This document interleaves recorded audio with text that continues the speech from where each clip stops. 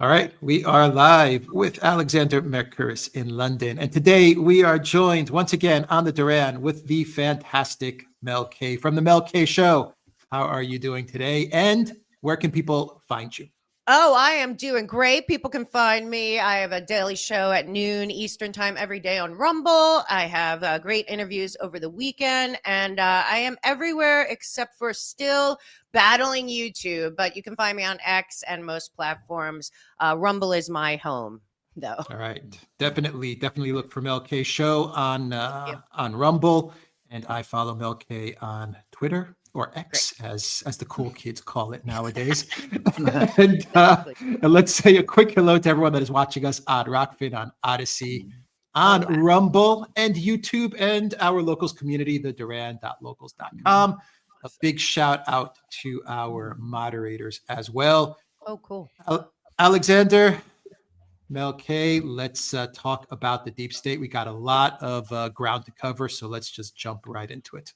Indeed, let's indeed talk about the deep state. It's a topic that we hear a great deal about today. It's this expression that people only started to use, I think, relatively recently during Trump's first term.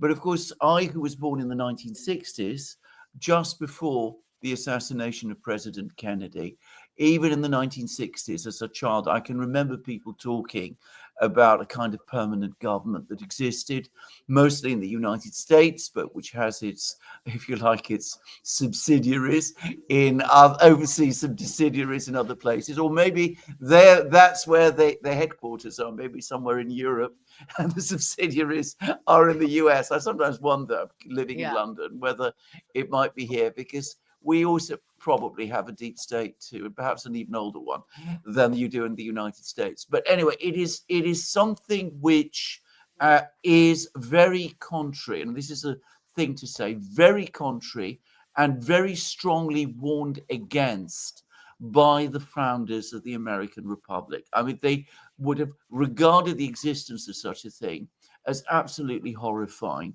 and completely contrary to the Republican concept that they were trying to create in the United States. There is no doubt at all that it exists. Anybody who thinks it doesn't is deluding themselves.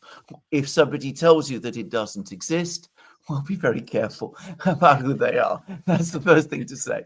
Now, nobody better, I think, to talk about this enormous but very important subject than Mel K. It is the second time we have her. We should have had her on our programs long ago. I massively enjoyed the previous program that we did, and I'm very much looking forward to this one, even though this is a rather dark subject in some ways. But nobody else can cast light on it, I think, and talk about it as well and as interestingly as Mel can. And of course, as I understand it, you are in the throes of a great deal of research and about this, and you're going to be writing about this fairly soon, or maybe already are. Yeah. So, Mel, with that, let's go straight in. What is the deep state? Does it exist? I'm sure it does. I'm sure we'll agree that it does. But what is it exactly? It's a word people use an awful lot, expression people use an awful lot. But what is it, in fact? Well, in my opinion, it's evolved quite a bit. I believe the deep state was already in play before World War II, certainly when the Federal Reserve started in America. In my opinion, I don't think that the Crown really accepted the idea that there was a American Revolution and instead redoubled their efforts to come through and infiltrate America, as JFK called infiltration instead of invasion, through the banking industry.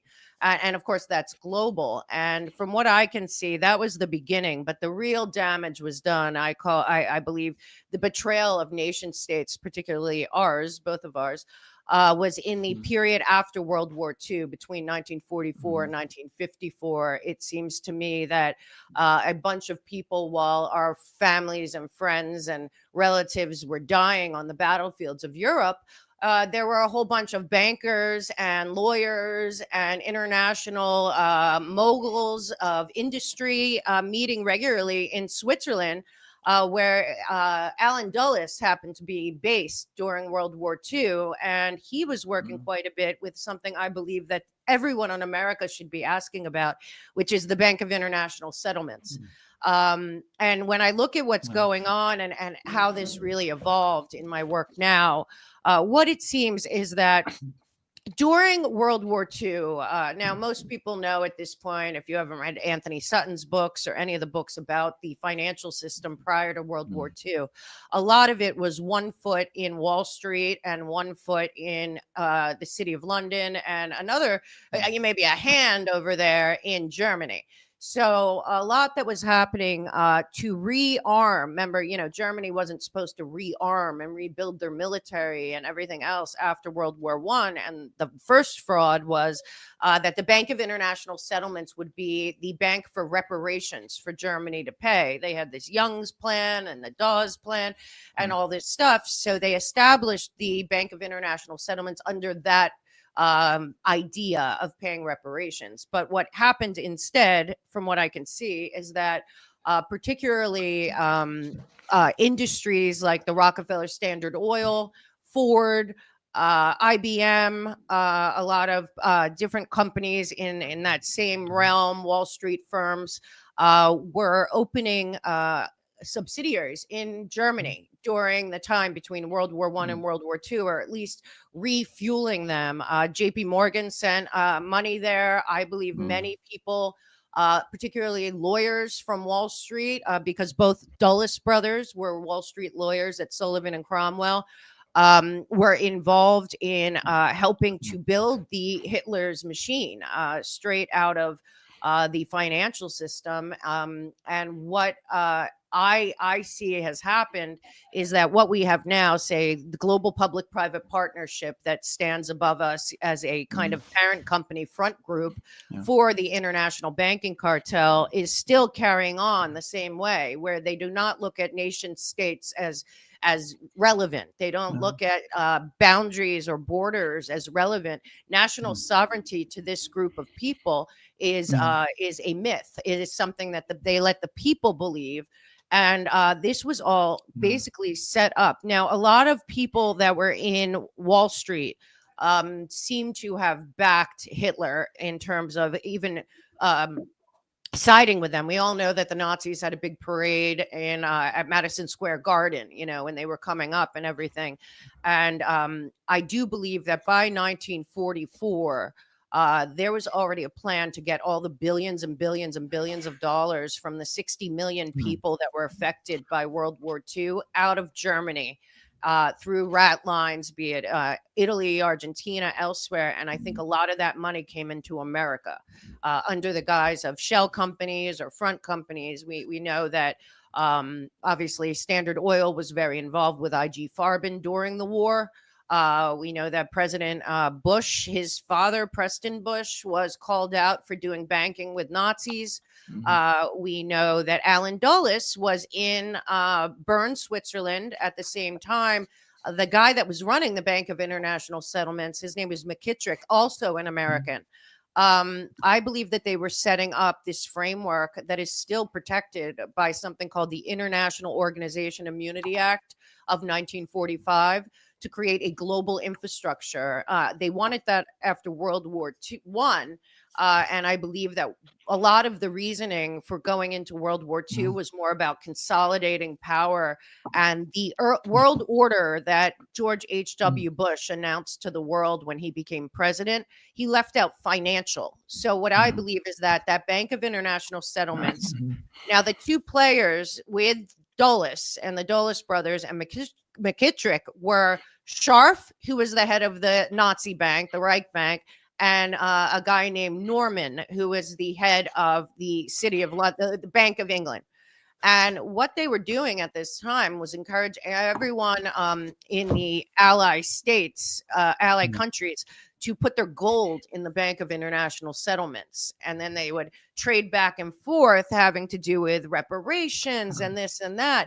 But as the Nazis gained power, Scharf, who was he's also on the board of Bank of International Settlements. So the Bank of International Settlements, we have to understand, had people from every country basically in Europe, but also the US did not join it at first.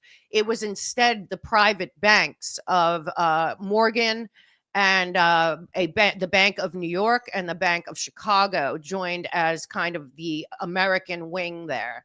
And what it appears happened is that they set up an international framework to basically have a financial world system that would have its tentacles in every country, controlling them from above through the financial systems. And of course, after that, they came with the IMF and the World Bank and all of this stuff. At the same time, in tandem, they're coming in with their second iteration of the League of Nations, the United Nations, which also has this immunity that they've all decided upon in 1945, that 63 banks underneath the Bank of International Settlements and 76 organizations under the United Nations all got this kind of immunity on the world stage, no matter where they were, that they still have. And you can look up, it's still in effect, meaning that they could not be audited. They could not be investigated. The people that are in there could not be stopped at customs. They basically were opaque to anyone outside. And again, that the Bank of International Settlements would call themselves non-political, but everything they were doing was affecting everyone else, every country's politics, because they were manipulating from the top. And if you start there, then you start to see out of that came what I believe is really the worst thing that happened to the United States was, now remember, both Dulles brothers are lawyers. McKittrick was a lawyer. So these guys are all in Switzerland. And to me, what it looks like is not only were they funneling money out of Germany after Hitler surrendered, so to speak, but that they planned to keep it going. This war for profit machine that they created, particularly during World War II, with the industries. And from that point on, the birth of the CIA is in question, because my question at this point during my research is, does the CIA actually work for the international banking cartel rather than for our country or any country? And is MI6, the CIA, and possibly maybe the Mossad, are they all one? Because what I see now is the characters that were in Switzerland, that were around the Bank of International Settlements, they all were talking about kind of what is in Carol Quigley's Tragedy and Hope, which is basically these dumb, peasants, humans, because we know later Rockefeller and them came up with the Club of Rome and limits of growth, and everything's the human's fault. And of course, these greater beings that are part of the super class, as they call themselves, had to organize on a global stage to basically, I think, push the world into some kind of global socialism to some extent, that had a technocratic edge, by saying this is all about fair international trade, fair international finance, when it really looks like, no, it's really about deceiving nation states into believing that they are sovereign, when really they can't do anything without the international banks being involved.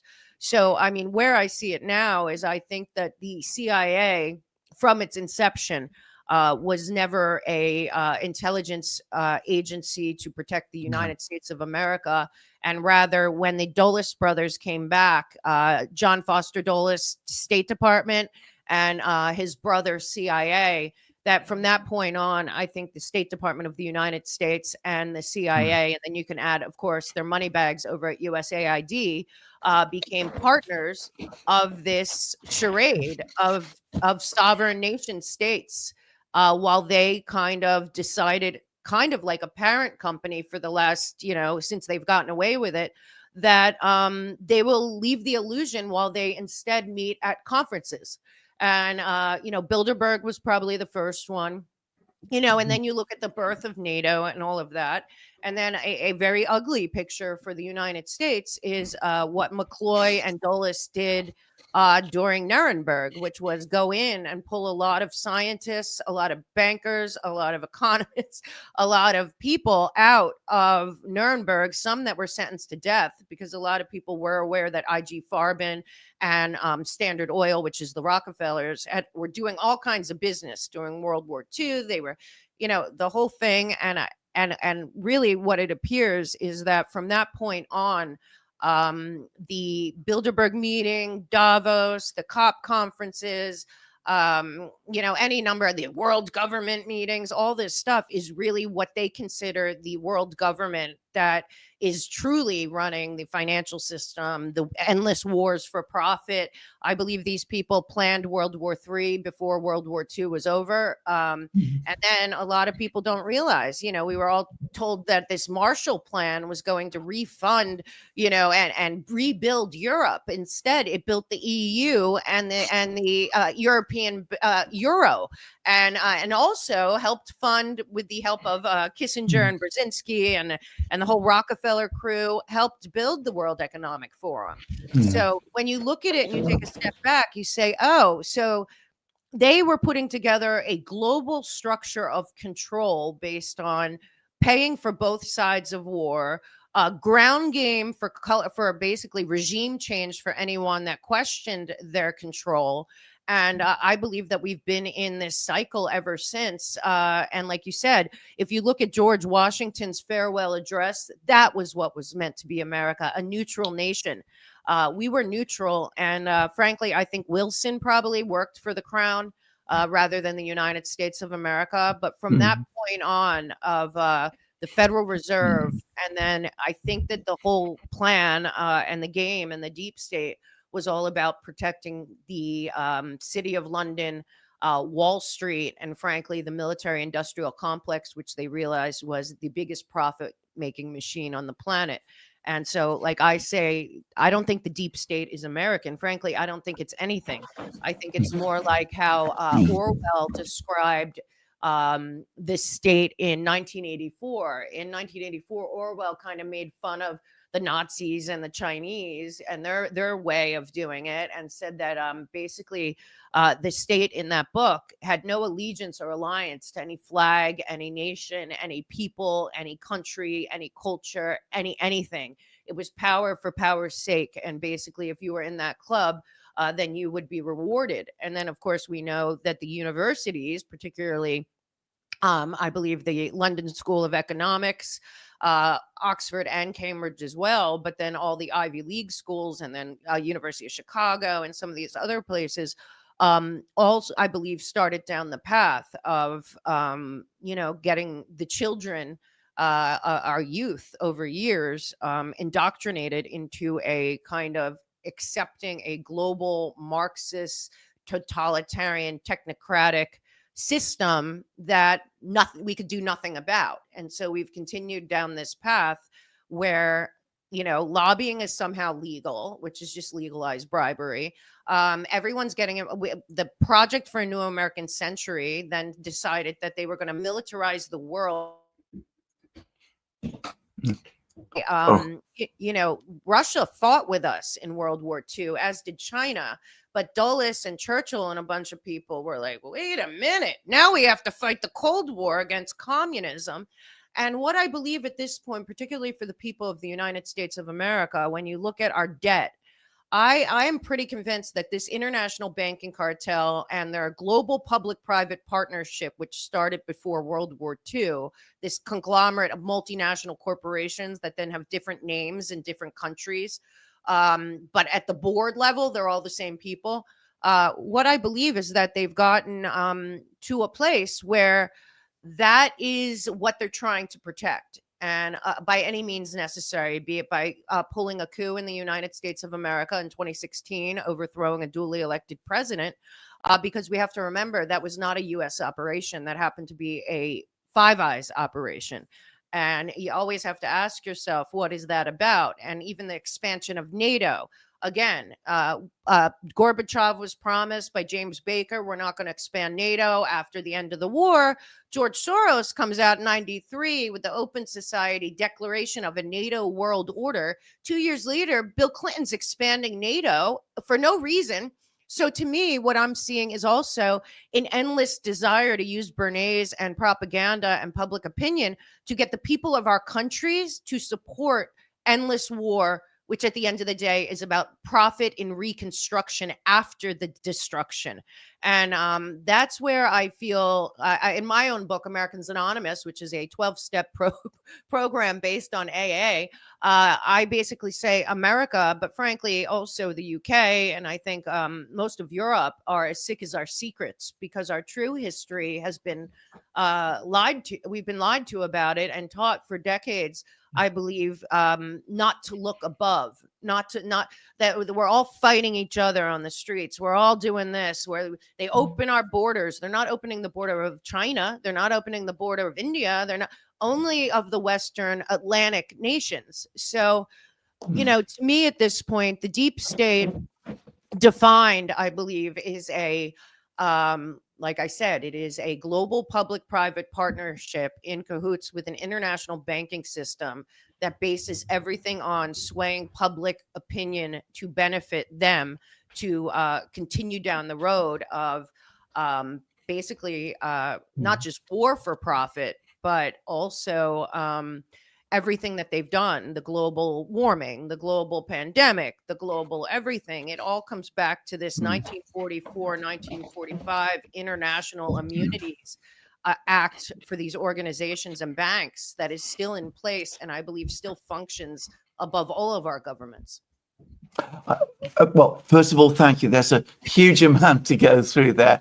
But let me just make a few quick observations and we can take them further. First of all, either you're absolutely right to look at finance. I think finance is where it begins. And I'm going to say this, I think it begins here in London. American capital and British capital tended to meet in London. About 20 minutes from where I live, JP Morgan's house in London was. He spent half his time in London. He spent about 6 months of the year in London. In New York, if you go to his house in New York, which is still there, it's relatively small. His house in London is enormous. It is huge. It is many, many times bigger. And that perhaps tells you where the real focus of his time was. And of course, it wasn't just Morgan, it was many, many others. There was this complete integration which began before the First World War between British and American finance, finance capital. If you know, perhaps this is something that is discussed much more in Britain, I believe, than it is in the United States itself.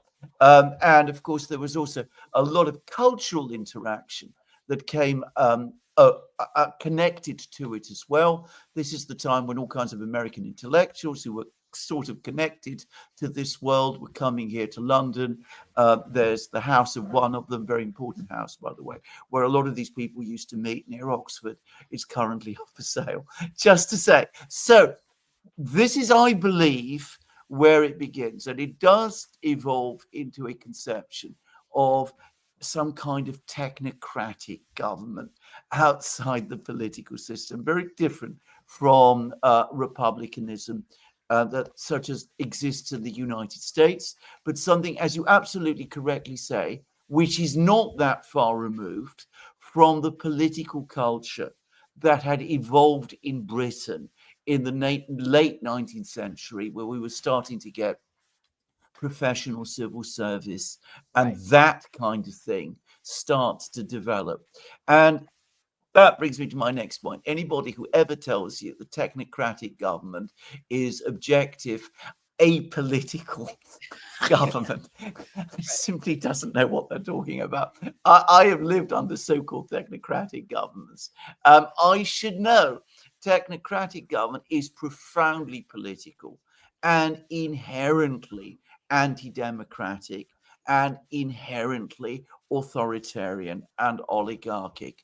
The government of the Soviet Union was, in some respects, in fact, in most respects, a technocratic government. He was actually proud of the fact, they were quite open about it. The governments that we see starting to mushroom in all sorts of places in Europe, in the West, which call themselves technocratic, are that too. And you can see also, starting from around the 1920s, 30s, 40s, you start to see a proliferation of ideas about technocracy beginning to develop. You see the development in France, for example, of the Grande École, which were intended to train technocrats to run things. And it's essentially the civil service that for a long time basically operated and governed France. If you've lived in France, as I have done, you know all about this too. And remember, France was also a country with a republican tradition. And you're absolutely right to identify some of the people involved. Montague Norman, Oh the yeah, governor of the Bank of England, still right. a very, very, I would say, infamous person, even in British history. A Right. very close friend of Hjalmar Schacht, whom you were referring to, the president of the Reichsbank. Yep. And the president, Schacht, was somebody who, through Norman, had a great deal of connections to the United States, to finance capital in the United States. And it was he who set up the whole system in Yep. the early 1930s that financed German rearmament. I mean, he is a most interesting man, extremely clever man as well. And out of that world, again, you get the same people who eventually come together and create the Bretton Woods institutions Exactly. that develop in 1944. Exactly. Again, I think in Britain, this is all much, much more carefully and thoroughly studied than it is in the United States itself. But it is, again, very interesting how because again, to say this once more, none of this is contrary to European political, cultural traditions. I mean, we've never had a Republican tradition in Britain, Right. but it's never existed. In France, it has to a certain extent. In Germany, obviously, before the Second World War, absolutely not. The United States had a Republican tradition, which was created in repudiation of what existed in Europe.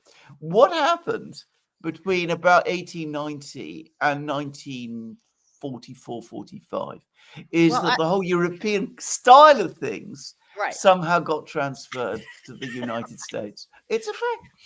Yeah, during that would be during the Federal Reserve, but at the same time, we have to remember that the Rhodes Scholars and certainly Frankfurt School. I mean, a lot of this stuff was out there, but then we had the twin sisters of the Council of Foreign Relations and Chatham House, and of course, the head of Council of Foreign Relations for many years was John Foster Dulles.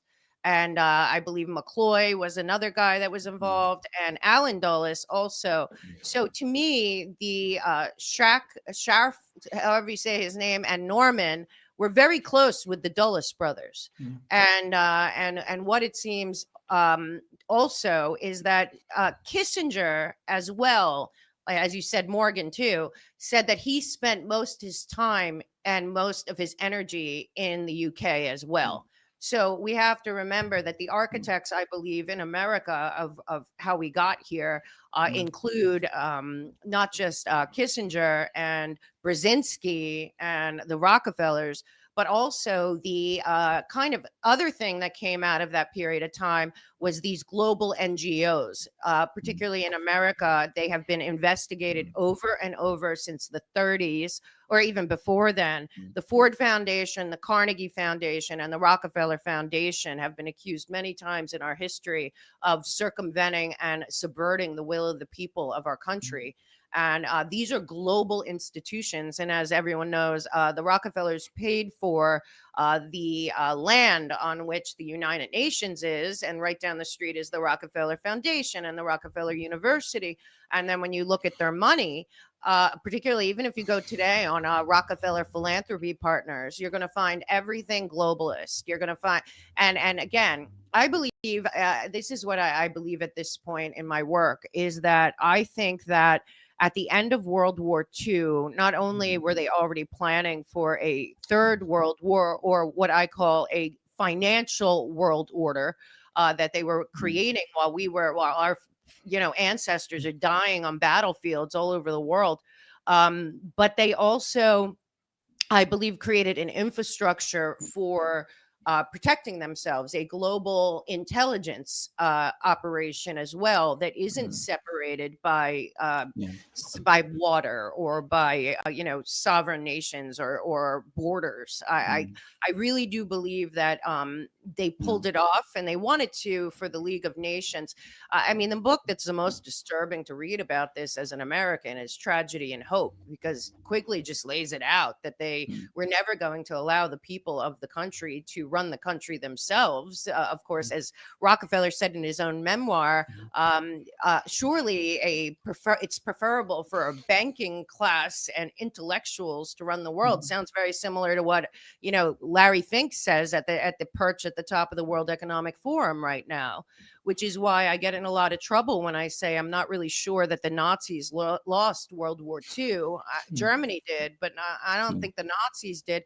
And then it's like, well, what are the Nazis? I mean, they've been defined differently, but I'm at a place where I really believe that we have been greatly deceived. And then the murder of JFK, it ended up being, a decades-long cover-up to protect these same people. What would you say to those people, and I to some extent am one, who would say that the Kennedy assassination is in fact the decisive moment when the fact that it was never cleared up, that it was never sorted out, that the way in which the government basically changed and foreign policy changed, and no president since Kennedy has been like presidents were before Kennedy, and as Kennedy himself was, that the assassination of Kennedy was perhaps the decisive moment in which you could say that the deep state basically consolidated its position, entrenched its power in the United States. Because certainly, I mean, we didn't necessarily use that expression in the 60s. I don't remember, of course, I was a child then, but I don't remember people using the expression deep state then. But everybody did feel, and this went on for many years after Kennedy was assassinated, that this was a major event and a massive turning point, not just in the United States, but globally as well. Yeah, I think that when you look at all the facts of the Kennedy situation and what he was doing at the time, particularly in Africa, or with he wanted a nuclear weapons treaty, he wanted to stop that. He was a big threat to the military-industrial complex, and at the same time, that was also, see, I think Operation Paperclip is much bigger than people think. What we're learning, I don't know if you guys know, right now Chuck Grassley is working with Malay of Argentina to try to uncover more of the stuff from Switzerland, particularly post World War II. I mean, 60 million people had their entire lives destroyed, all of their belongings gone, everything perished, all this gold and everything disappears. It somehow resurfaces. And, to me, what we are looking at, and what I think even he's looking at, is how big was the infiltration, and not just here, around the world, because as many people know, Dulles put a very powerful Nazi in charge of West Germany intelligence. Galen, I think, is his name. And then, but we had a lot of that here as well. And I think JFK and his brother were starting to really, I think it was basically brothers versus brothers, the Dulles brothers versus JFK and RFK. And looking at the future of America very differently. One, I think, went the path that they wanted, which then led to the Project for a New American Century and the War on Terror and all that. Where the other two were looking at, well, how can we make peace? How can we make Africa thrive? How can we be fair to South America? And then there's a lot of pieces of that go back to that both Dulles brothers were Wall Street lawyers, because they had the United Fruit Company and in South America, and they had all this stuff happening. And I think JFK was trying to figure a lot of that out. He didn't want to keep Dulles in the beginning. And frankly, what happened was, I think, part psychological operation on the planet, certainly on America, because people that I talked to that were, I have a good friend who is one of the only survivors of MK Ultra still alive, but a lot of people believe that the way that they went about murdering JFK was just as much to traumatize the nation into basically being suggestible to whatever was offered by the government after the murder of JFK, that our country was in mourning, and a similar situation after 9/11, and that the orchestration of the murder of JFK was more a demoralizing, dehumanizing, weakening of the United States of America, the people of this country, to allow them to continue down the path that they were on, which was going into Vietnam and refueling the international military industrial complex war machine. And when I look at that too, what happened in America, sadly enough, and I think we're going to see play out over the next several months, because I do think we're going to see some justice in America for some of these crimes. It appears at that point the Warren Commission, which of course included Dulles and a lot of other people that shouldn't have been on it, they said this is what happened and shut the book, and they created the whole conspiracy theorist thing if you questioned it. And frankly, it appears to me that every single intelligence operative after that, be it the FBI, CIA, NSA, whatever, was a cover-up operation, one after another, under the same CIA doctrine, which the other side of it is the National Security Act, which also includes the idea of hiding things from the public for reasons of national security. Well, what I'm learning is that if the government says they are hiding something because reasons of national security, it's a good chance the government is the criminal in the situation. And I think that they started in many years after that protecting themselves over the people of this country or any country. And the intelligence agencies that were spawned from Dulles's CIA were basically rogue. And the State Department of the United States and the CIA became kind of a free agent running a separate foreign policy that had nothing to do with who. That's why I think every president that's come in until Trump maybe couldn't change anything on the global stage, because it wasn't in the president's hands. It was above the president. And I think we're at the place now where we can see it. But JFK's murder certainly started off a deception on the American people that has never stopped. Because everyone that's gone in there had access to a lot of information that never came out by design. What about the military industrial complex? Because this is something people always talk about. President Eisenhower warned people against it in his farewell address to the American people. Again, it is obviously a very, very powerful force in the United States. It has a close symbiotic relationship with the United States government. Without the United States government, it could not exist. The United States government is its customer.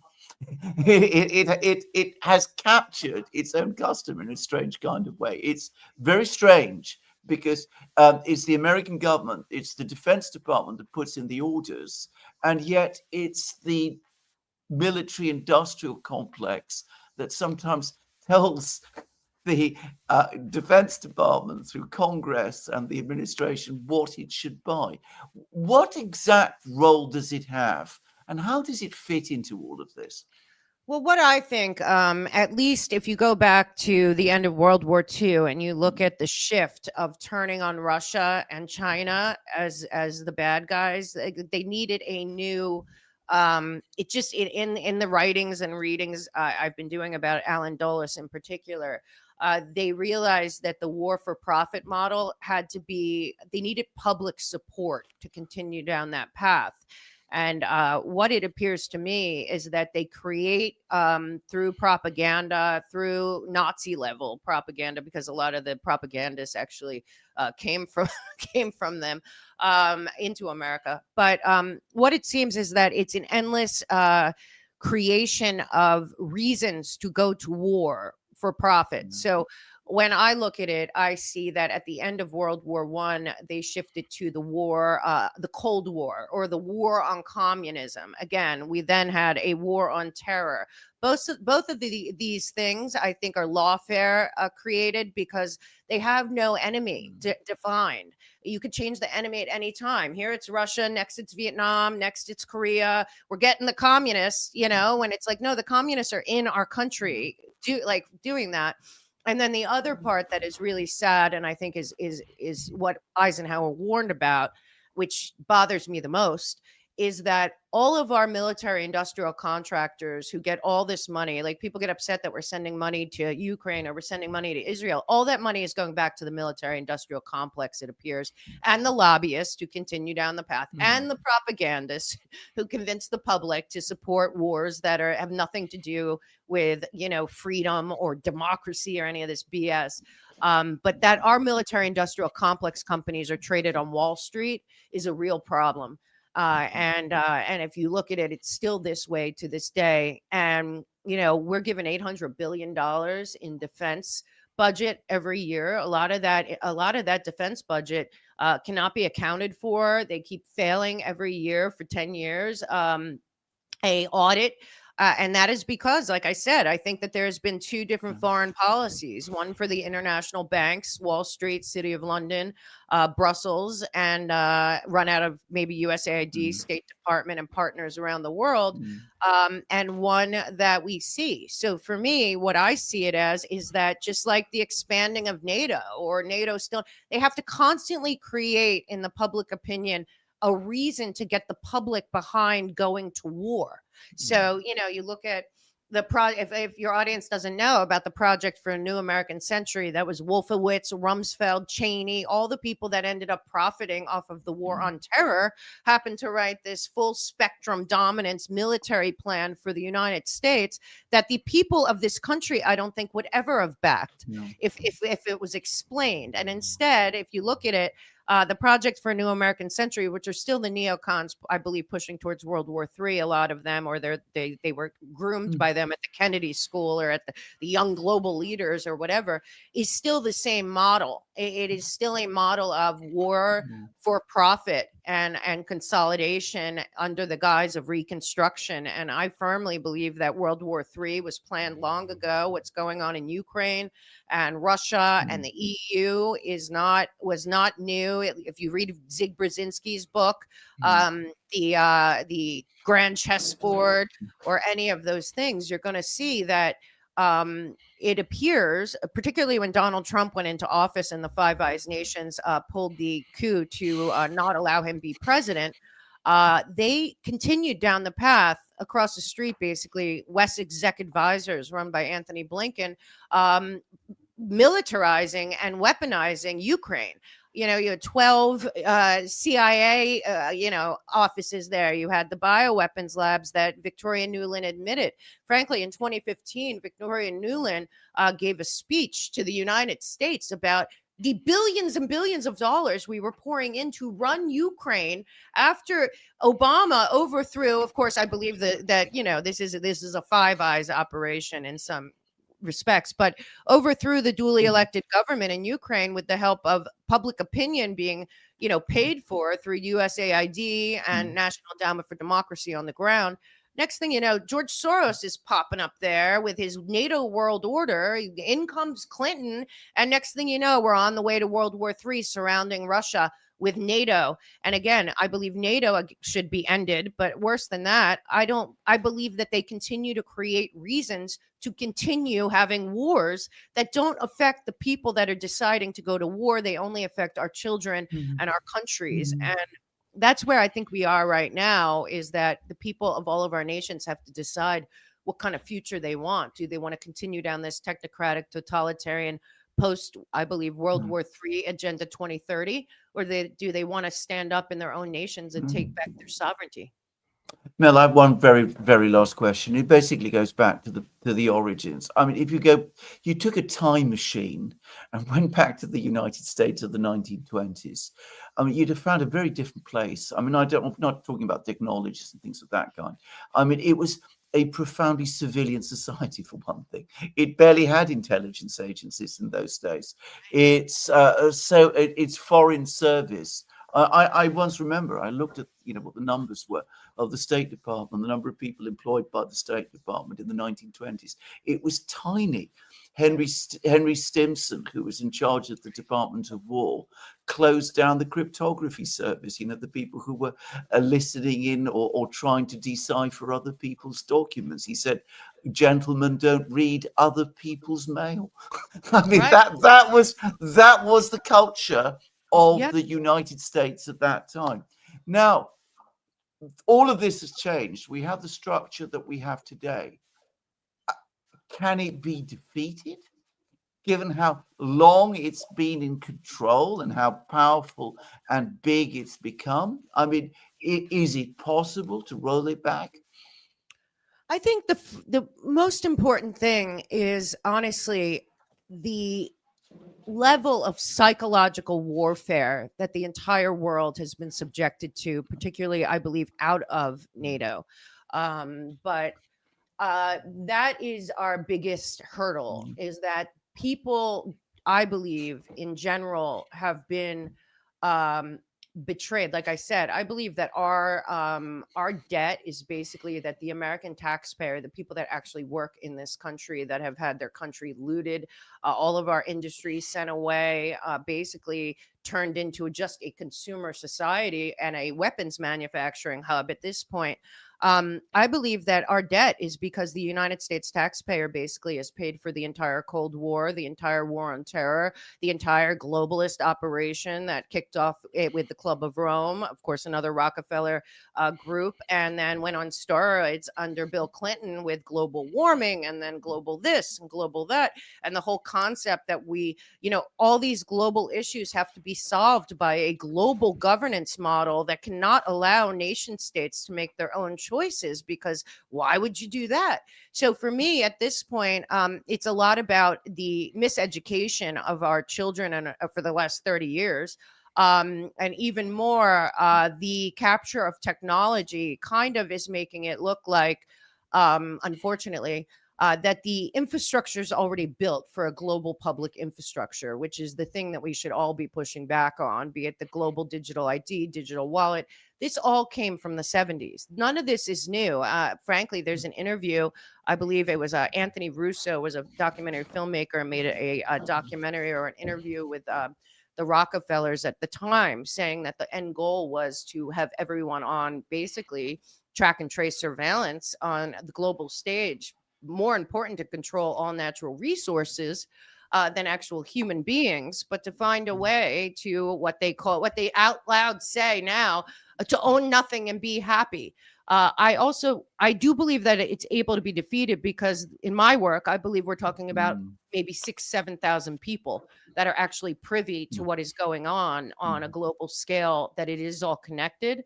And then, but your country and my country it has been one psychological operation after another psychological operation. And never forget, the head during the most crucial years of the psychological warfare department in the United States was a man named Colonel Aquino, who was a avowed Satanist, ran MK Ultra under Dulles. And then we had Gottlieb and all these other things. And then you have the whole international pandemic that came up. Well, that reminds me quite a bit of the relationship between IG Farben and Standard Oil in the 30s. So, I mean, to me, I think we're still dealing with a lot of the same tentacles that, if exposed, and they're exposing themselves, they really messed up with the pandemic, in my opinion. They overplayed their hand, and I don't think they raised their children to be as strategic and didactic and backroom as they themselves were groomed by Rhodes or whoever else along the way, the Fabian Society, the Pilgrims, whatever you want to say. I do believe that they made a lot of strategic errors in the last 5 years in all of our countries. And like I said, I don't think any of these wars, not Israel, not Ukraine, I don't think that they're isolated. I don't think they're about what they got public opinion for. I think that this is still a international financial order that is desperately trying to keep control and find a way to extend to another 100 years of debt slavery and IMF nonsense and World Bank and all that. I believe that that is what Trump is trying to dismantle, honestly, at this point. And it's not going to be easy, but I do believe it can be done. I actually agree. I've never known the people who are in control to be as insecure and as frightened as they are now. I mean, in London, at least, you can see the signs of that everywhere around you. Mel, it's been, again, a massive pleasure to talk to you. Thank you. If you can just stay a little while, because I know Sure. Alex has some questions, but thank you again for answering Oh, I love all my talking to you questions so guys. fully and thoroughly. Thank you. I happen to be writing a book, so it's all coming out of my head. Yeah. You have time for 10, Sure. 10, 15 minutes of questions? A couple Of questions course. from viewers? Okay. I like the people. Awesome. Yes. Awesome. From Zariel. Hi, Mel K. What's new on the Charlie Kirk front? Well, the truth is that it is causing, again, there are so many different psychological operations right now in the United States. It's hard to tell what's really going on by design. It takes me back to the Hannah Arendt talking about the totalitarianism, two-step, which is, get the people to believe everything and nothing at the same time. And then you can basically, force them into something that they don't want, like eyes wide open into the totalitarian technocratic goals. But as for Charlie Kirk, it really woke up the country, but at the same time, it has divided the right in this country pretty dramatically, from what I can see. I see from a distance. I knew him. I think he was great, and but what we have going on is a very dangerous situation, because the division of those that supported Donald Trump when it comes to this topic is causing a lot of issues. Both the what is going on in Israel, the murder of Charlie Kirk, and pretty much what the exposure of this last 15, 20 years of Russiagate, you can call it. It's really Spygate. It's really the growth of the intelligence, unconstitutional, in my opinion, Patriot Act intelligence that has captured all of us. So, there's a lot of things going on. I just pray for, Charlie Kirk and his family. Turning Point was a great thing for young people. But what it has done, again, has been used to divide the supporters of Donald Trump into different camps, it seems. Mel K, where does Venezuela fit into this? Well, you got to go back, I think, to the CIA first and foremost, and operations in South America, Colombia, Venezuela. A lot of the stuff I was talking about with the United Fruit and the Dulles brothers, the Rockefellers, and their South America, situations, which also had to do with JFK as well.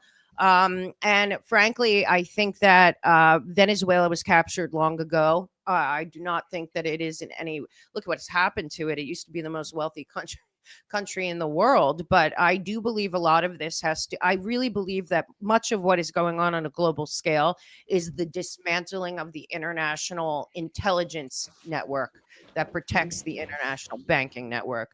And again, the CIA was very active in those waters. I think it has a lot to do with that maritime path that passes by there, a lot with the drugs and trafficking of humans and weapons and all of that. And also, there's a lot of suggestion that Venezuela has a lot to do with manipulation of elections around the world, as Chavez, as most people know, created a program that has been used over and over. A lot of people trace Smartmatic and others to Chavez and Venezuela. So I think multiple things are playing out, but what I can see happening is the very difficult, but I think worthy task of pulling the tentacles of the international global public-private partnership and banking cartel out of all of these countries. And I'm hoping that, like you said earlier, George Washington, I think, said it best, but the United States was supposed to remain basically what they said Switzerland was, which is neutral. Switzerland was never neutral. It still isn't neutral. It's never been. It is the hub of globalism. But the United States of America was supposed to remain neutral, and we are so far away from that right now. And frankly, the only way we get back to that is to be honest and dismantle what has undermined this nation's sovereignty in the form of infiltration all over the world of these international organizations, a lot of them fronts for the CIA, and to acknowledge the history that we have been lied to about in our nation, and stand up for that. That's what I think is going on in Venezuela. I think it's the unraveling of many decades of manipulation, criminality, and abuse. From Red Panda Pie, did you see Marjorie Taylor Greene on Tucker? They listed MAGA's 5 pillars for Trump's campaign, but excused failures of Congress, like Medvedev posted. Are they deluded? Is the president of the United States even relevant regarding the deep state? Is the president of the United States relevant regarding the deep state? I don't think he's working alone as in terms of as the United States. At this point, I can't help but believe that there is an international coalition that also, whether they are on paper our enemies or our allies, that knows that the international banking cartel and the international organization system that was set up in the aftermath of World War II is the root of most problems on planet Earth. And frankly, I think Donald Trump is relevant on the world stage for many reasons, mostly because he knows all of this.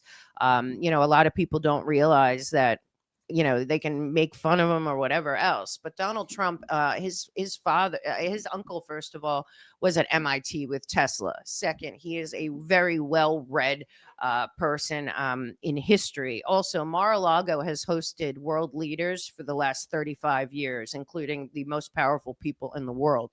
So I firmly believe that they're trying to dismantle the international banking cartel, IMF, World Bank, World Trade Organization, because none of them work for our countries. They work for an entity that is above our nations. And I believe that it's very clear to many people, particularly with what they're doing right now in the EU with Russia. And wanting to steal their sovereign funds and things like this. This is a desperate ploy. And for me, I believe that a lot of the people that have invested trillions upon trillions of dollars since the 2015 signing of Agenda 2030 by Barack Obama will do anything to make sure that the globalist experiment works. And where I believe that nation states that have leaders that prefer to protect their borders, language, culture, history, and their people will be fighting back. And I think more and more countries will join that as the EU shows more and more of its true colors towards, unfortunately, what's looking a lot like a Fourth Reich.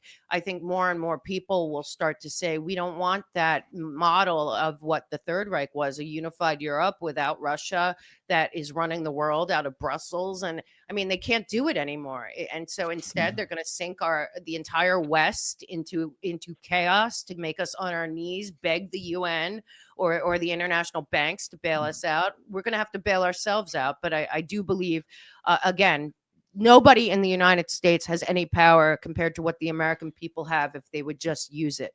And that is on a local scale. And it's probably like that in all the Western countries. If the local people decided that it was up to them, literally, to save their country locally, one town, one county at a time, we would see a lot of change. But as long as the people of our countries believe that the government is somehow going to change things, then we're all just playing along in a endless game of manipulation.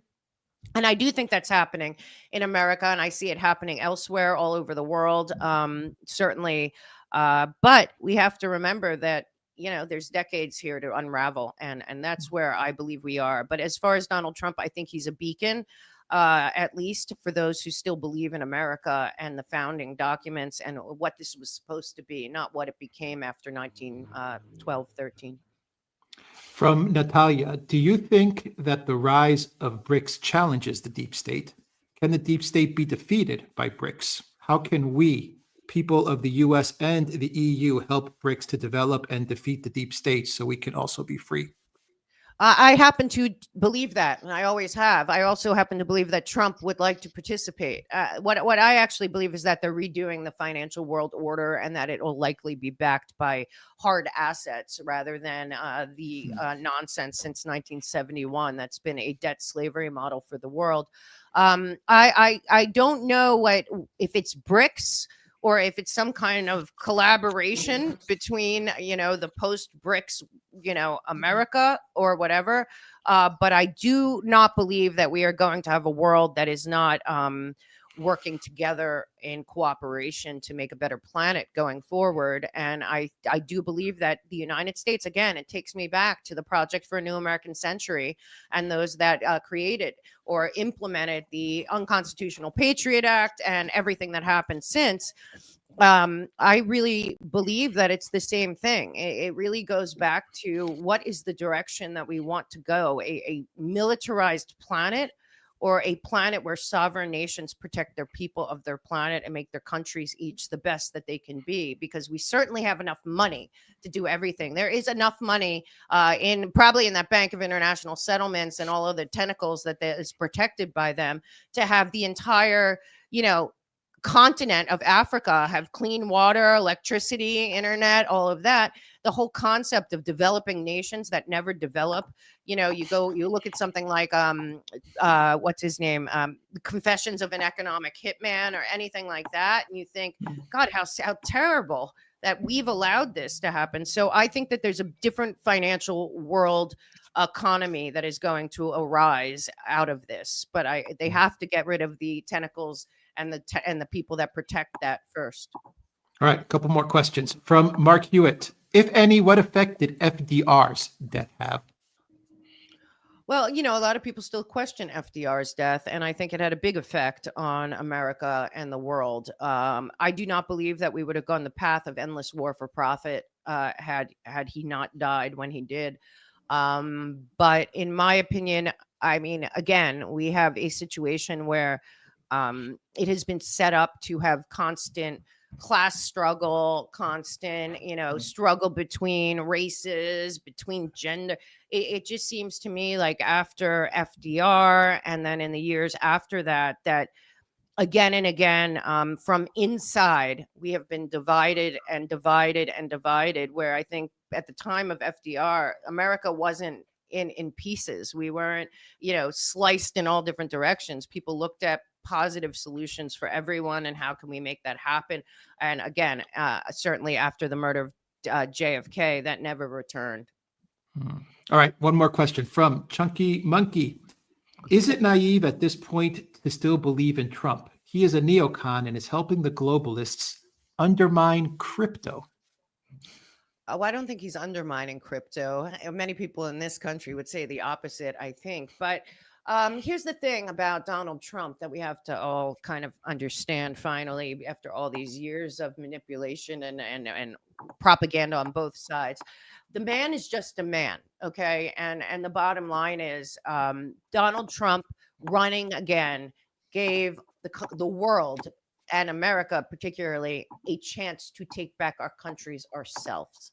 Donald Trump walked into something that is already built, in my opinion. I know people are upset about I've talked about it many times, the global public infrastructure. I certainly am disgusted that Larry Fink got promoted to the top of the World Economic Forum the same day that Trump finally, after all these years, gets to have a little detente with Russia, with Putin. That happened the exact same day. I think that there is a financial war going on above our nations that doesn't include the people of our countries. And as far as Trump, I think a lot of what he has there was already built. I also think that what they've done to him, particularly the lawfare of the last 5 years, has made him more, and the 2 assassination attempts, and there were many others, has made him more about, I think, wanting the American people to take back their country. I mean, he can only do so much. And he's like, but the truth is, like I said, I believe that there's people all over the world, in Russia and China and India in Africa, and that are on the same page of releasing this planet from this octopus of global control that was built post World War II. and then we can start to decide after that. But as for Trump, I think Trump is giving us a chance to take back our countries, because had Kamala Harris and whoever got in there, America would have been done. There is no chance America would survive, because a lot of people don't know this, but when they had their big 75th anniversary at the United Nations, and BlackRock was there, and they relaunched the Clinton Global Initiative, and they had the IMF, and everyone was in New York City, and they're doing all that. Joe Biden and Kamala Harris signed on to not only achieving Agenda 2030 by 2030, but leading the world in achieving it. And a lot of those executive orders that were signed by AutoPen were the building of the international global public-private partnership, global public infrastructure for full track and trace surveillance of all of us beyond borders, interoperable to technocracy. And they were all in on it. In fact, Klaus Schwab thanked then Vice President Joe Biden for being the leader in consolidating global governance. So we were in real danger. Trump coming back again was, I just think it was a respite for humanity to stop paying attention to Trump and start paying attention to what's in your backyard. Because I believe all over your country and my country, we have been infiltrated in every single way for the collapse of the West, and it can be dismantled, but not if we keep saying, I'm going to let somebody else run for city council, I'm going to let somebody else run for school board. Well, as it becomes more AI and more surveillance and more data, you better want a seat on your city council. You better want to know about, what contracts your school district are going into. And that's where I think I just see the dismantling of the tentacles of the United Nations and the international banks as key for the entire planet to free itself. Mel K, thank you so much for answering questions from the viewers, from everyone that's watching us. And thank you again for joining us on the Duran. Once again, Mel K, where can people find your work? Okay, well, great. I have my website, themelkshow.com. I have a lot of documents I think people will find interesting, including the NATO cognitive warfare document, which I think we are all being psyoped endlessly. And it's all written in there, basically, on the melkshow.com resource page. I have a great newsletter. I have a book out called Americans Anonymous, Restoring Power to the People, One Citizen at a Time, a recovery program for the American patriots. And I also am available wherever podcasts are, except for I am not on Telegram and I am not on YouTube. Everywhere else, I am The Mel K Show, and at X, I'm at Mel K Show. I have those links in the description box down below, and I will also add them as a pinned comment as well. Mel K, thank you once again for joining us. Appreciate it. Thank you very much. Thank you. Thank you, guys. Thank you. Take care. All right, Alexander. No, it just brings back. Yes, absolutely. I was thinking all about all the various things. I mean, it really is going through American history. FDR, which we hardly ever talk about, actually. I should say I'm a great admirer of FDR. I think he was an exceptional president. And I also think he left a very, very difficult legacy for the United States, which the United States has never really managed to get a grip on. And he created many of the structures and institutions that have morphed into the monster that we look at today. So an interesting and complex man, and perhaps someone we should talk about one day. Yeah, not many people talk about FDR nowadays. No. It's all about Churchill. I know. Everyone's a Churchill. Strange. Nope. Yeah. No one's Strange. FDR. Yeah. All right. Yeah. Let's get to some more questions. Alexander from Susan. Welcome to the Duran community. SW is a new member to the Duran community. Brigitte is also a new member to the Duran community, and so is Martin Keene. Welcome everybody to the Duran community. Matthew says the French deploying into Ukraine seems fairly inevitable now.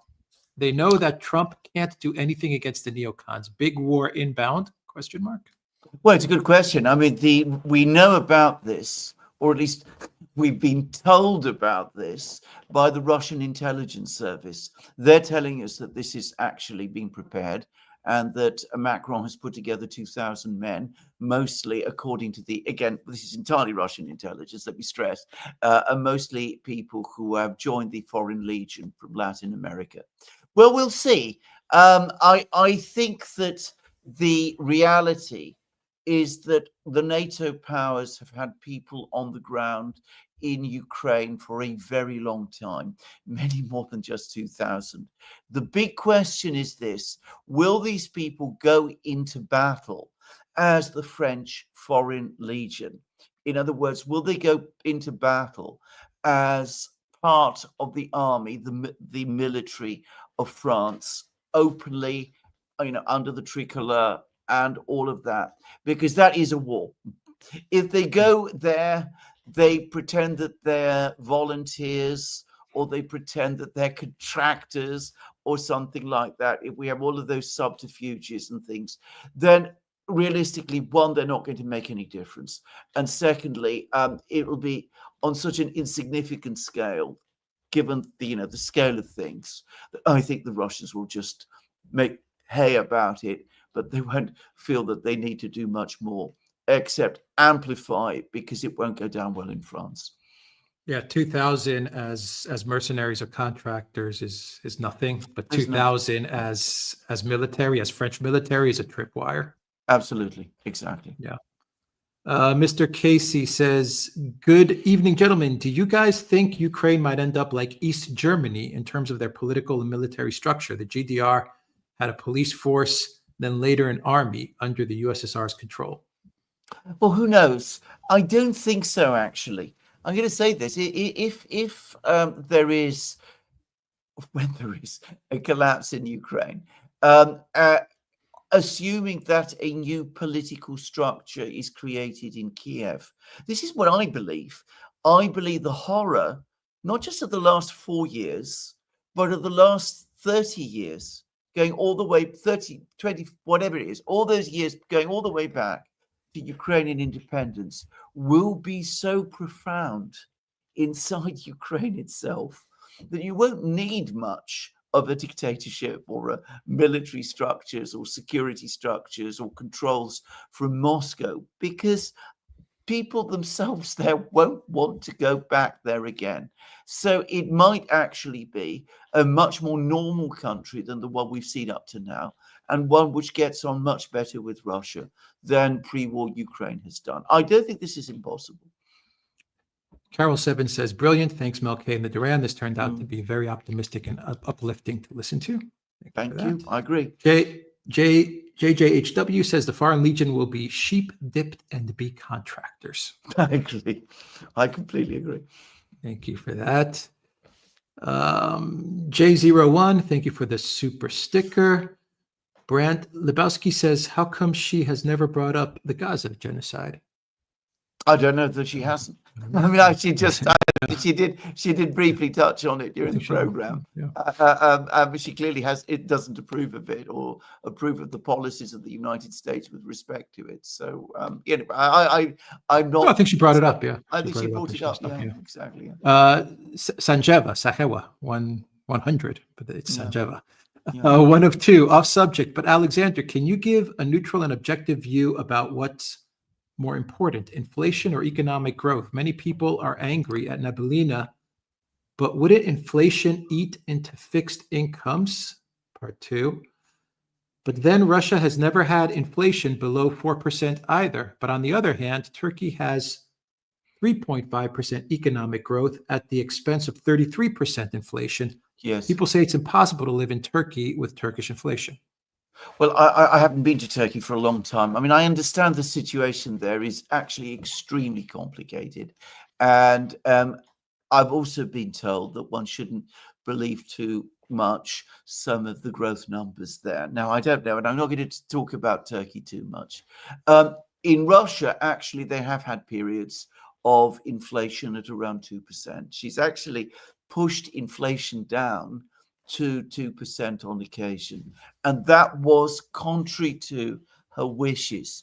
What Nabiulina is saying is, look, Russia does need to grow. The economy does need growth. It can't have, therefore, inflation at the 2% level that used to be the state, the target level in the West. because Russia needs to go faster than that. At the same time, if it has inflation that is higher than 4%, then it will do exactly what you said. It will cut into fixed incomes. It will also start to distort and unbalance the entire structure of the economy. It will mean that there will be a disincentive to save. It will mean that there will be less long-term investment, because Russia wants long-term investment so that it can develop high technology like aerospace, like microprocessors and that kind of thing. And it is impossible to invest and plan over the long term if you have very, very high inflation. One of the reasons why Turkey cannot develop, advanced technologies in that kind of way is because however high the growth rate is, you can't invest in a project of that kind over the long term, because eventually it erodes away. So Nabulina has said 4% is the golden mean. We need higher inflation than in the West, because we need to grow faster than they do in the West in order to develop our economy better. But we also need inflation at 4% in order to maintain stability in price growth, make it attractive for people to save, and possible for people to plan long term. And she's fought single-mindedly ever since she became chair of the Russian Central Bank to achieve that. And she has to a great extent, by the way. I mean, one can look up and, there's been fluctuations, but the fact that she and the central bank have had a strong anti-inflation policy has definitely meant that inflation in Russia has fallen significantly during her time. Before she became central bank chair, throughout the entire period since the fall of the Soviet Union, since in fact a period before the fall of the Soviet Union, inflation in Russia was always in double figures. So you can see what she's trying to do. She says 3% growth, in which you have technological development and long-term investment with stable prices, is better than 5% growth with 20% inflation, which is growth without development. Eric Hatchett says Pakrov's cauldron needs more meat. God, I hate myself. I know what you mean. I know. Thank you for you. Thank you. Sachewa 100 Sanjeva. I'm just going to say Sanjeva because that's the handle that we know. Sanjeva at Zariel at Alex. Yes, Sachewa 100 is equal to Sanjeva. I have no idea why YouTube changed my handle. I certainly didn't do it. Deep State strikes again. Partially kidding. Okay. Partially not. True. Partially all right. Ruit says U.S. appropriates cash of the vassals and needs for Iran and Venezuela. Yeah, no, absolutely. I mean, this is a late imperial development. Coming back to the discussion that we've had, the empire starts to become increasingly predatory on its own vassals, and it becomes increasingly an operation to plunder. By the way, you see that in Europe as well. Alex, if I can say, did an absolutely brilliant post on X about 2 weeks ago, in which he said that as the whole Ukraine project we've reached that point in the Ukraine project when actually seizing things like Russian financial reserves and things of that kind becomes the absolutely central priority in order to keep the money flow, in order to keep the grift going. And I think that this is a very much what you're starting to see now. Yeah, I mean, we've been saying for a while now that when the EU takes that 200 billion or 140 billion in Russian frozen assets, that will be a big indication that we are at the end of this. Yes. And the EU's getting close. We're very, very close to that. By the way, Wolfgang Munchau, formerly at the Financial Times, but obviously no longer wanted there, has run a brilliant piece about this as well. And he said that that what it reminds him of very much is some of this rather interesting financial experiments that happened in the immediate run-up to the 2008 financial crash. Just to say. Well, you know what it is, Alexander, in a way, they've given all the money they possibly could. I know. To Ukraine. And the only big amount of cash that is still left is that money in Euroclear. Yes. And so they're gonna clean that out. And, Yes. and then this whole thing just comes to an end. That's the way I'm seeing it. Yes. Yes. Yeah. Fuzzy Ball says transit planes from Russia, China, and Iran have been coming and going from Venezuela. A lot of military supplies have been delivered. This won't be as simple as many are thinking. Venezuela has 1 million plus troops. Well, we'll see. I mean, I'm not going to make any predictions because I don't know. Also, I'll say this. I remember that back in the summer of last year, there were reports of Russian transport planes flying to Iran with air defense systems. And it turned out that, I mean, there had been those flights, but they didn't actually come with air defense systems. So it's still not quite clear what they were transporting. No doubt one day we will know, but we don't yet know exactly what all of these flights to Venezuela are transporting as well. Venezuela is very vulnerable. I mean, it is far away from Russia, China, and Iran. It is a very big country. It's very mountainous. Much of it is jungle. I think there will be a lot of opposition and intense resistance probably to an American military intervention there. But can Venezuela, so far away from its allies, resist the might of the United States? We'll see. Biakali says, possible that Nabulina is part of the club, even if Putin is not. I don't think so. I followed Nabulina for a very, very long time. And if I have to say this, I think that she is what in Germany once used to be called a national liberal, in that she does adhere quite closely to some aspects of conventional liberal economics. And she's a very, very orthodox and conventional central banker. And in some ways, in my opinion, by the way, a very good one. But she's also very much of a nationalist. Let me give an example of what I mean by that. Along with this very tight monetary policy, which she has followed, which I think, you can argue about it, but I think there's a very strong case that her approach actually has been long-term a beneficial one. But alongside that, she has played a massive role in cleaning up the banking system, which most people don't know. When she became central bank chair, there were hundreds of so-called banks across Russia. Most of them weren't really banks at all. They were strange institutions run by assorted oligarchs, most of them deeply connected to the Western financial system. They were described to me by a Russian banker who'd worked in one as black holes into which money went from Russia and came out in Wall Street or London or Frankfurt or those sort of places. And the very first thing she did as central bank chair was that she began a massive campaign to close them all down. And she completely wiped them out.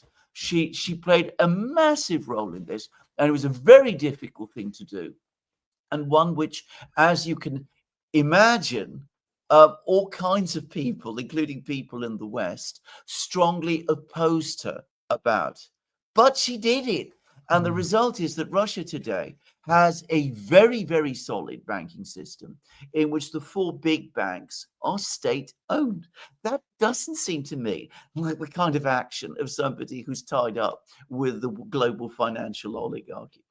Very true. Good example. Damnation 13 says, please click like and share the channel. Absolutely. Thank you for that, Damnation. Solaris says, Trump has taken back our country. Guest is clueless and she never mentioned the Jewish role in the expansion of globalism.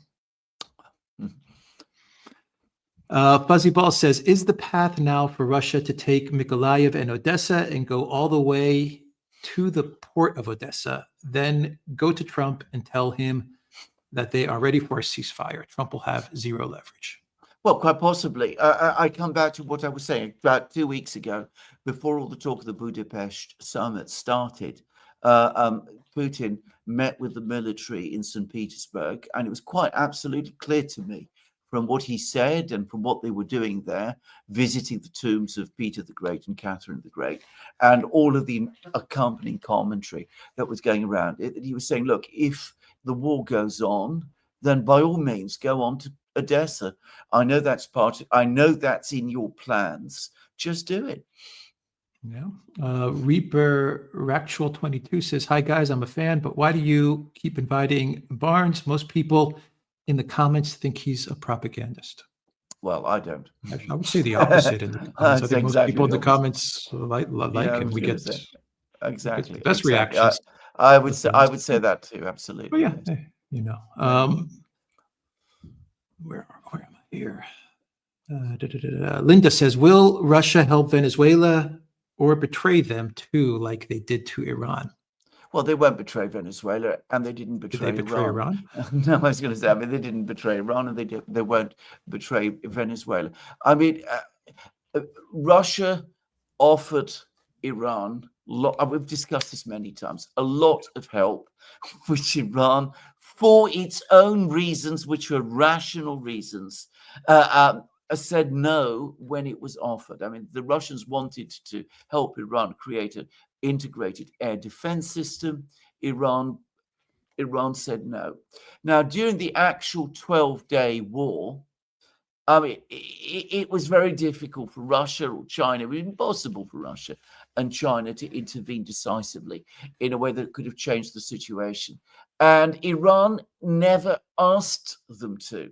It didn't ask Russia or China to do that because Iran was holding its own. It was launching missile strikes against Israel, and eventually it forced the Americans and the Israelis to ask for a ceasefire. So I don't think Russia betrayed Iran. Now, this is a complete myth. As for Venezuela, it's the same. What more can Russia do beyond what it is doing now? They've just, by the way, just the last couple of days, they've ratified a strategic partnership agreement with Venezuela. They've been providing Venezuela with weapons. They've provided Venezuela with a lot of technology. Venezuela is far away. Russia doesn't have a huge fleet. What more can it do beyond what it has already done? Sophisticated Caveman says, in your opinion, have the world powers calculated that it's better for Donbass and possibly Kiev to be administered by Russia than by a rogue Ukraine? Well, I think some world powers might have done, but it doesn't seem to me as if that's the opinion in Europe at all. And I don't see much sign that it's the opinion in the United States either. I mean, Trump, incomprehensibly to me, continues to meet Zelensky on a regular basis. I don't know why Trump gives Zelensky the time of day, but he does. Can't figure it out either. Chunky Monkey 329 says, my experience in working for the Australian government is that the government can pass laws, then technocrats face no consequences for refusing to implement those laws. Absolutely. I've seen that myself. Don't forget, I was a kind of technocrat myself for a time. There's a famous joke in a British satirical TV program called Yes Minister, where an official says, I'm not a trained lawyer. That's why they put me in charge of the legal department. I've actually been in exactly that situation. I used to work in a legal department, and none of the people who headed it were ever lawyers. It's extraordinary, but it's true. Is Kaya Kallas a diplomat? Yeah, absolutely, exactly. One of the big mistakes people make, by the way, about so-called technocratic government, because this is an example, this is all bureaucracy that I'm talking about. We're not talking about the politicians above. The mistake many people make is that they think that technocratic government is competent and efficient government. My experience is it's the absolute opposite. It's government in which nothing ever happens. There's a huge amount of activity. Everybody's always busy. Everybody's, well, some people at least, are very exhausted. But in actual terms of anything materially useful being done, it doesn't happen. Fuzzy Ball says, is the goal of Brussels to bankrupt the EU, then become indebted to the World Monetary Fund and pass real control to the WEF? Nothing else makes sense. I think the WEF and the EU are one and the same. I think there's much significant difference. I mean, the WEF began back in the 60s as the project basically to create European political union. I mean, that's what they called themselves at that time. They only started to call themselves the WEF, I think, in the 1980s. I mean, it's a relatively later development.